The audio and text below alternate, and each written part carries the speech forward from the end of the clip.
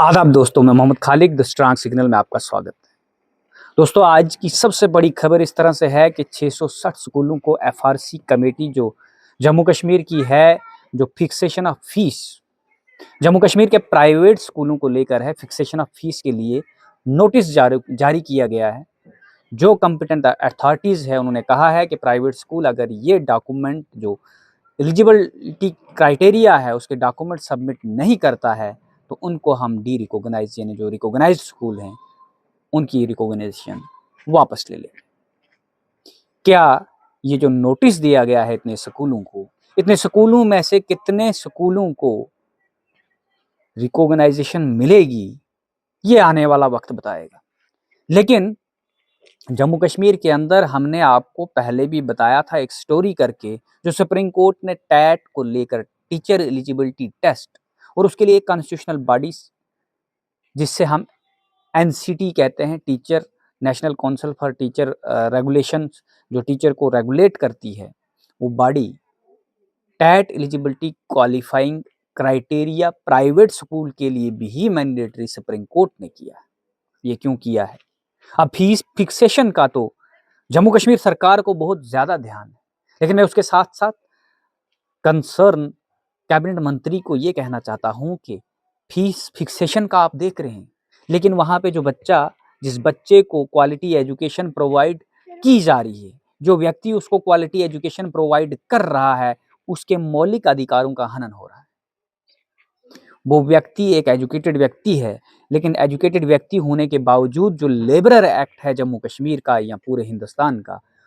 उस हिसाब से भी उसको दिहाड़ी यानी सैलरी नहीं मिलती। क्या प्राइवेट स्कूल के अंदर सैलरी रेगुलाइजेशन का भी कोई कानून है, कोई प्रावधान है, या कोई प्रावधान बनाना पड़ेगा? यहाँ आए दिन ऐसे केस भी आए हैं कि प्राइवेट स्कूलों के टीचरों ने सुसाइड कर दी और सुसाइड करने के बाद उन पे कोई भी क्रिमिनल इन्वेस्टिगेशन उन स्कूलों के अगेंस्ट नहीं हुई, क्योंकि जो बड़े बड़े उद्योगपति हैं जिन्होंने 3-3 4-4 स्कूल खोल रखे हैं, स्कूल खोलने के बाद जो स्टाफ लगाते हैं, उस स्टाफ को जो सैलरी दी जाती है, वो सैलरी मिनिमम वेजेस एक्ट का वायलेशन तो करती है, वो लेबर कमीशन जो लेबरर एक्ट है उसका भी वायलेशन करती है, वो भी एक एजुकेटेड युवा को नहीं मिलती। लेकिन अगर फीस फिक्सेशन कर रहे हैं तो आपको पता होगा, जितनी भी जनता हमें देख रही है, कि प्राइवेट इंस्टीट्यूशन के अंदर मोस्टली या तो किसी उद्योगपति का या तो किसी गवर्नमेंट एम्प्लॉय का जो वो फी अफोर्ड कर सकता हो, उसी का बच्चा पढ़ता है। उसकी सुविधा भी ज़रूरी है, उसका भी फंडामेंटल राइट है, हम उस चीज़ को नहीं कहते। लेकिन हम ये चीज़ कह रहे हैं कि जो वहाँ पे शिक्षा देने वाला शिक्षक है, उस शिक्षक के लिए जम्मू कश्मीर सरकार के पास क्या पॉलिसी है, उसके लिए रेगुलेशन एक्ट कोई होना चाहिए या नहीं होना चाहिए। लेकिन अगर एनसीटी गाइडलाइंस दे रहा है, उसकी प्रिस्क्राइब्ड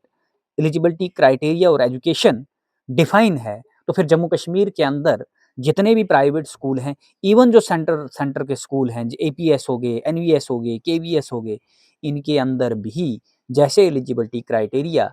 सीटेट सीएसबी का एग्ज़ाम वो रखा गया था, वैसे यहाँ के जो बाकी प्राइवेट स्कूल हैं उनके अंदर नहीं है। उधर कोई पर्टिकुलर जो सब्जेक्ट जिस सब्जेक्ट से व्यक्ति ताल्लुक़ रखता है, जब उनका कोई इंटरव्यू होता है, एक अनपढ़ व्यक्ति बिठा दिया जाता है जिसको उस सब्जेक्ट की एजुकेशन ज़ीरो नॉलेज है, वो स्कूल का ऑनर होता है। अगर उसने एक सब्जेक्ट के अंदर मास्टरी की होगी तो वो हर सब्जेक्ट का मास्टर नहीं हो गया। तो वो उनको सिर्फ़ उनकी सैलरी डिसाइड करके और क्या सब्जेक्ट कितना एक्सपीरियंस है, ये इंट्रोडक्शन लेकर उसको सिलेक्ट करता है। उसके बाद उसको देखा जाता है कि अगर ये इस सैलरी पे हमारी जो हरासमेंट है, जिस तरीके से हम हरास करेंगे, सैलरी डिडक्शन करेंगे, जिस तरीके से उसको बोलेंगे कि दिन को 7 क्लासेस लेनी है, वैसे नहीं चलेगा, तो उसको निकाल दिया जाता है और आउटस्टैंडिंग में 10 लोगों के इंटरव्यू पहले ही लेके लिए रखे जाते हैं।